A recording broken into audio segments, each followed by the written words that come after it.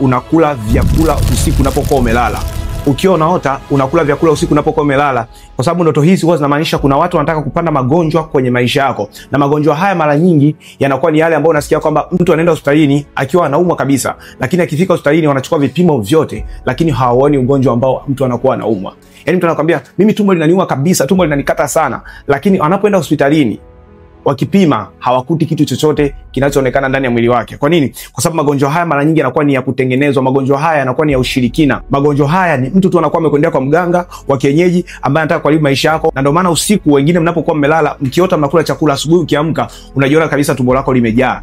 Yaani tumbo lako limejaa kama mtu ambaye ametoka kula kabisa. Yaani tumbo lako linakuwa limejaa gesi. Kuna mtu anakuwa amekwendea kwa mganga na anakuwa anakulisha vyakula vile kwenye ndoto ili kuweza kuharibu maisha yako. Kwa hiyo unapoota ndoto hiyo ya pili, unalisha vyakula, ujue kabisa kuna mtu anakwendea kwa mganga wa kienyeji na anataka kuharibu maisha yako. Unaweza ukasubscribe ili kila ninapotoa tafsiri mpya ya ndoto uwe wa kwanza kuipata.